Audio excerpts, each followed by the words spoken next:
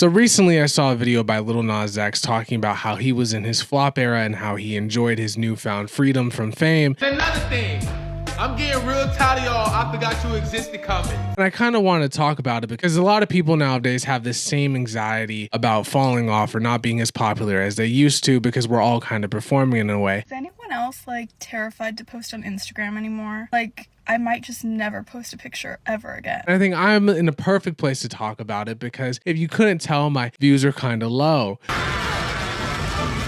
It's not that big of a deal, and I'll tell you why later. This video is going to be like a yap sesh. It's not going to have like a lot of editing, so if that's not your thing, you don't have to look at the screen. It'll be like a background noise type of deal. Anyway, I'm going to play this video from Lil Nas X and then get into it. I stopped posting for a long time because my views weren't the same, and I felt embarrassed about that. And I also did the same with music. It was like, well, I'm not getting like anywhere near the old number, so like I don't want to like be embarrassed. And then it kind of made like a box, a loop. Okay, I'm not getting enough of this, so I won't do that. Okay, this is not getting enough, so I won't do that. And over, more and more, I release less stuff, I post less stuff, I do less things. And it's like to avoid the feeling of embarrassment. And through it all, I still now have to face that embarrassment. Like I could not run from that embarrassment no matter how much I tried, you know? I'm right here rebuilding right now. You do it too. We can do it together. What he's saying is valid, but people don't really understand it because I think they have the wrong worldview. When a lot of people get scared about or have social anxiety about posting, I know a lot of people who the last time they posted on Instagram, it was like in 2020. They don't even post anymore because they're scared that they're going to get less likes than usual, or that they only post on their story because they're scared to post on their main feed because they have a certain aesthetic or certain brand. Because nowadays we're all performing. We're all a part of the social media ecosystem. We're all like mini influencers in a way, if that makes sense. So people have this feeling like, oh, I don't want to post because what if my selfie or what if my picture that I took only gets 10 likes when it used to get 50 or 60 when I was in my 20s. 2 days ago, I posted a photo to my Instagram grid, which is actually a really vulnerable thing to do because I have 420 followers, and the photo got 9 likes. 9. So I'll never be posting on that app again. Why is Instagram the scariest place on planet Earth? When did that happen? Anytime I post something, I lose followers. I have like 200 to begin with. Every time I actually post something, someone remembers that I exist and they unfollow me. It keeps me humble, but I don't really understand the purpose. On TikTok, I could post pretty much anything. You know, it might fluctuate a bit, but like whatever. Everyone's just kind of along for the ride. We're all just here hanging out. Instagram, post something silly, unfollowed, no one likes it. Post something serious, too curated, no one likes that.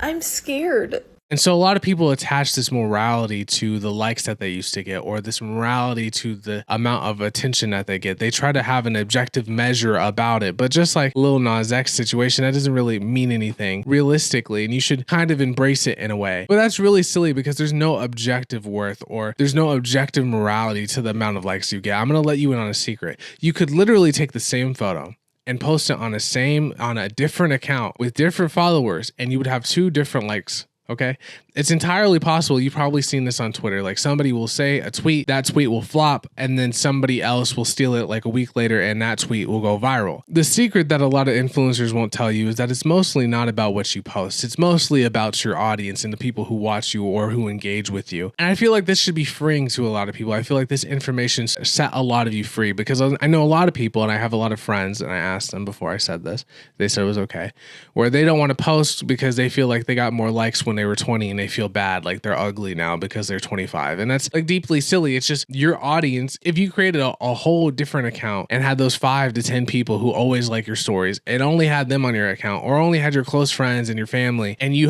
made a new separate account where people who actually enjoyed your day-to-day life, who actually wanted to keep up with you, you would probably get more likes. That page would probably be more successful. Ladies, let me know if this happens to you. Literally for years now, every time I've ever posted a picture of my boyfriend or my fiance, I lose like 30 followers on Instagram. Like for some It has nothing to do with who you are as a person. It's mostly your audience. A good example of this is Julia Fox. Julia Fox, when she was on Instagram, was mostly known for her modeling, was mostly known for how beautiful she was. When she went to TikTok, she became famous for her opinions on things. She became famous for having takes about things. Like that's what people knew her for. Men hate my outfits. They're so mad that I'm not like hot like how I was in Uncut Gems. I hear that all the time, but I don't care because the girls love it. Whether I was realizing it or not, I think my appearance was very much to please the male gaze in a way. And then something happened. I don't know if it was motherhood or just being thrust into the public eye. And I was like, wait, I don't want to uphold this anymore. I want to dress for the girls. And that's really who I'm. The reason that her takes were successful on TikTok and not for Instagram is because her Instagram followers were not following for her takes. They were following her for her beauty. I know plenty of famous women on Instagram who don't post their boyfriends or don't post their husbands because it's their job and they have to sell an ideal of themselves that is not really real. They could have a beautiful, happy marriage, but they can't post it because that's not what their audience wants to see. A lot of famous women influencers, even some men, don't post their boyfriend or girlfriend because that's not what their audience wants to see. They'll lose followers if they admit that they're in a relationship. So once you understand this, once you free yourself from this idea that there's any objective value or objective meaning in likes or shares or whatever, and accept that 70% the audience and like 30% you, then it kind of frees you in a way. To get to me specifically, I would say it's like 50% me, 50% the video. Like the video is just not that interesting to people, and that's perfectly fine. Every video I make doesn't have to do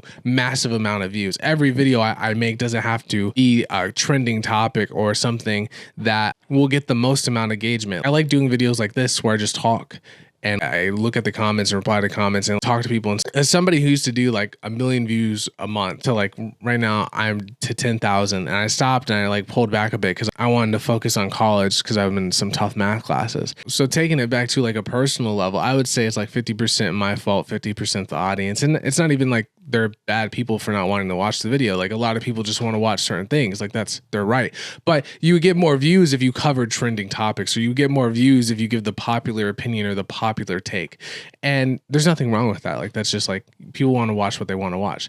But for example, if I posted an anime video on here, I'd probably get like 100 views. Like that's just not what people want to see. And there's nothing wrong with that. It's just the way the algorithm works is like it trained upon a specific audience and it thinks that this audience wants this content. So if you don't make that video, it's not going to do well. Just like how your Instagram audience is, your Instagram algorithm has trained to send your photos to people who expect a certain thing from you, or to expect you to be single, or to expect you not to be living your best life. Or if you try to do cooking content, or you try to give opinion about a social issue and that video or that photo doesn't do well, it's not your fault. Like you have to like free yourself from the idea that like it's your personal responsibility that this flopped, that you're in your flop era, that you're not getting as many views as you did in 2020 or 2019 or whatever. It's not your fault. It's okay. So I think I'm in my flop era and we're gonna talk about it. So as soon as I knew I was moving to London, I guess I built up this fantasy in my head of what it meant for my job. I had thought that this move to London would be really good for my career. People are gonna be excited to watch me travel throughout Europe and live in a new city and run throughout London, but it's kind of been the opposite, and my social media is in a flop era. My views and engagement have never been lower, and a lot of brands don't want to work with me, and so I've started to go into this huge spiral. Maybe I gotta quit social media, my time is done, I'm never gonna grow my platforms again, I have no value on here, but I do really like this job. I do like making videos. I like that I can talk about whatever, if it's running, if it's politics, if it's grief. I felt this underlying calling to do more work in politics, but then again, I live in London. A lot of the work I'd want to do is around US politics, and being away is kind of weird. I also do have these platforms where I can talk about anything, and that is the joy of them, so I think I'm just gonna lean into a lot more political content because that's actually what I feel called to do. And who knows, maybe I'm just having your usual quarter life crisis because I'm 26 and trying to figure out my whole fucking life right now. I have just been in my head so much since moving abroad and overthinking every little move I make, and things I'm struggling with are this lack of control and uncertainty with moving abroad. I can't control what happens, but that's what I've been working with. Now, this is a hot take, but I honestly like being in your flop era. I have so many ups and downs as a creator. Ups where I'm doing millions of views, where I'm doing 1,000 views like a month. It just depends, really.